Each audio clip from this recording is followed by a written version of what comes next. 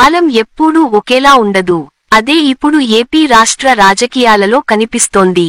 ఏపీలో కేవలం 11 సీట్లకే పరిమితమైన వైసీపీకి ఇప్పటికీ ప్రధాన ప్రతిపక్ష హోదా దక్కలేదు. ఈ హోదా కోసం వైసీపీ పోరాటం చేస్తున్నా సాంకేతిక కారణాలతో జగన్ ఆశలపై ఏపీలోని కూటమి సర్కార్ నీళ్లు చల్లుతోంది. కానీ ప్రజల్లో మాత్రం నేటికీ కనిపిస్తున్న ప్రధాన ప్రతిపక్షం వైసీపీయేనన్న చర్చ కొనసాగుతోంది. వాస్తవానికి 40% ఓటు బ్యాంకుతో ఆ పట్టు నేటికీ ప్రజల్లో వైసీపీకి ఉంది. అయితే 2024 ఎన్నికల్లో ఓ ఆశాద్వీపంగా తెరపైకి వచ్చిన జనసేన పార్టీ మరో ప్రత్యామ్నాయంగా కనిపించినా ఇప్పుడున్న పరిస్థితులు మాత్రం అందుకు విరుద్ధంగా మారుతున్నాయి. ఏపీలో జనసేన పార్టీ చేజేతులారా తన భవిష్యత్తుకు తానే నరుక్కొంటోందన్న ప్రచారం సాగుతోంది. ఓ రకంగా వైసీపీయే బలమైన ప్రతిపక్షంగా మారేందుకు పవన్ కళ్యాణ్ స్వయంగా సహకరిస్తున్నారు అన్న చర్చ కూడా సాగుతోంది. ఇంతకు పవన్ కళ్యాణ్ కారంగా వైసీపీకి జరుగుతున్న మేలేమిటి, పవన్ కళ్యాణ్ ఆ విధంగా ఎందుకు వ్యవహరిస్తున్నారు అన్న లాజిక్ తెలుసుకోవాలంటే మా ఈ వీడియోను పూర్తిగా చూడండి. చూసే ముందు మా జాగో టీవీని ఇప్పుడే సబ్స్క్రైబ్ చేసుకోండి. మా ఈ వీడియోకు ఓ లైక్ ఇచ్చి వీడియో లింక్లు షేర్ చేసి ఈ సమాచారం మరింత మందికి చేరేలా చూడండి. ప్రభుత్వ పథకాల వివరాలతో పాటు ఇలాంటి రాజకీయ, సామాజిక, ఆర్థిక రంగ ప్రత్యేక కథనాల కోసం మా జాగో టీవీని ప్రతిరోజూ ఫాలో కండి. ఇక వివరాలలోకి వెళితే రాజకీయాల్లో వ్యూహాలే ఎప్పుడూ ప్రధాన పాత్ర వహిస్తాయి. అంతేకాదు ఈ రోజున పొజిషన్ ని చూసి రిలాక్స్ అయితే రేపటి రోజున ఏమి జరుగుతుందో ఎవరికీ తెలియదు. నిఖార్సు అయిన పొలిటీషియన్ అన్న దానికి అసలైన ఉదాహరణ చంద్రబాబు అని చెప్పాలి. ఆయన ఆశ శ్వాస అన్నీ పాలిటిక్స్. ఆయన భారీ విజయం దక్కిందని పొంగిపోయి రిలాక్స్ కారు. మరో ఎన్నిక గురించి వెంటనే ఆలోచిస్తారు. అలాగే ఓటమి చెందాక కృంగిపోరు. గెలుపు కోసం ఆయన పరుగు ఎక్కడా ఆపరు. ఇలా ఏపీలో చూసుకుంటే మరో రాజకీయ నాయకుడు ఉన్నారా అంటే చెప్పడానికి కష్టమే అనిపిస్తుంది. చంద్రబాబు బోర్న్ పొలిటీషియన్ గా పేర్కొనాలి. ఇక ఏపీలో అధికార పక్షానికి ప్రతిపక్షం తప్పనిసరిగా ఉంటుంది. అలా వైసీపీకి 11 సీట్లే వచ్చినా 40% ఓటు షేర్ రావడంతో అదే ప్రధాన ప్రతిపక్షంగా ఉంది. అంతా అలాగే గుర్తిస్తున్నారు. దాంతోనే వైసీపీ మళ్లీ అధికారంలోకి వస్తామని గట్టిగా జబ్బలు చరుస్తోంది. అంటే ఏపీలో ఇంకా 2 పార్టీల వ్యవస్థే కొనసాగుతోంది అన్న మాట. ఇది ఏపీ విభజన నాటి నుంచి అలాగే జరుగుతూ వస్తోంది. ఏపీలో 2014లో టీడీపీ గెలిస్తే వైసీపీ విపక్షంలోకి వచ్చింది. 2019లో వైసీపీ గెలిస్తే టీడీపీ విపక్షం అయింది. 2024లో టీడీపీ కూటమి వచ్చింది. వైసీపీ విపక్షంలో ఉంది. 2029లో మాదే అధికారం అంటోంది. జనాలకు కూడా ఏపీలో వేరే పొలిటికల్ ఆల్టర్నేషన్ లేకుండా పోతోంది అని అంటున్నారు. నిజానికి ఏపీలో 3 పార్టీల వ్యవస్థ ఏర్పడుతుంది అని అనుకున్నారు. జనసేన ఆవిర్భావంతో ఆ లోటు తీరుతుంది అని భావించారు. ఆ పార్టీని పెట్టిన వారు పవర్ స్టార్ పవన్ కళ్యాణ్. ఆయన వెండి తెర మీద పవర్ ఫుల్ స్టార్. అశేషమైన అభిమాన గణం ఉన్నవారు. ఇక అలాంటి హీరో రాజకీయాల్లోకి వస్తే ఏముంది, అగ్రాసనమే ఆయన సొంతం అనుకునేవారు. ఇక ఒక బలమైన సామాజిక వర్గం ఆయనకు దన్నుగా ఉంది. ఆ సామాజిక వర్గానికి ఏపీలో ముఖ్యమంత్రి పదవిని తమ వారు అధిరోహించాలని ఉంది. పవన్ రూపంలో అది తీరుతుందని భావించింది. కానీ పవన్ 2019లో ఒంటరిగా పోటీ చేసి ఓటమి పాలు కాగానే పొత్తుల వైపు ఆలోచించారు. ఒంటరిగా పోటీ చేసి వీర మరణం పొందలేనని ఆయన భారీ స్టేట్మెంట్ ఇచ్చేశారు. 2024లో బీజేపీ టీడీపీలతో కలిసి ఆయన కూటమి కట్టి పోటీ చేసిన 21 సీట్లకు గాను అన్నీ గెలిచి సత్తా చాటారు.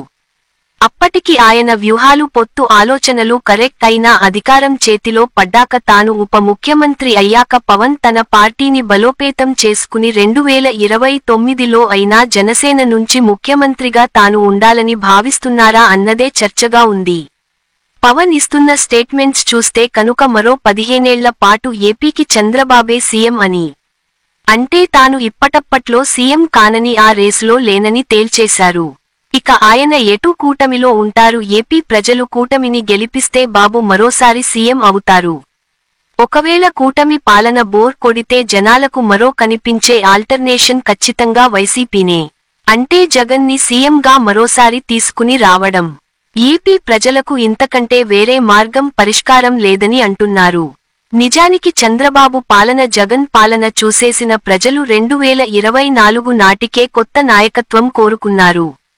కానీ ఏపీలో కూటమి రూపంలో ఆ ఛాన్స్ ని అంతా కలసికట్టుగా తీసుకున్నారు.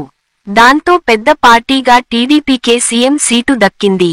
అదే 2029లో చూసుకుంటే కూటమి వర్సెస్ వైసీపీ మధ్య రాజకీయ పోరు సాగితే మాత్రం అధికార పార్టీ మీద పూర్తి వ్యతిరేకత కాస్తా వైసీపీకే కలసి వస్తుందని అంటున్నారు.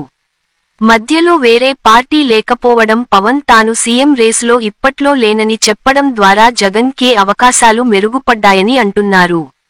మొత్తానికి ఏపీ పాలిటిక్స్ వెరీ క్లియర్. కూటమి కాకపోతే వైసీపీ. జనాలకు ఇంతకు మించిన ఛాయిస్ లేదు. అదే వైసీపీకి ఒక విధంగా ప్లస్ అవుతోంది అని అంటున్నారు. మరోవైపు జనసేన అధినేత పవన్ కళ్యాణ్ చేస్తున్న అతి పెద్ద తప్పు గురించి కూడా జనసైనికులు చర్చించుకుంటున్నారు.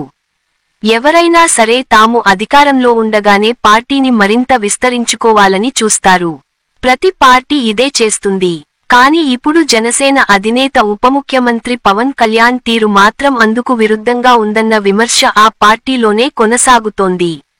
ఏపీలో 175 అసెంబ్లీ నియోజకవర్గాలు ఉన్నాయి.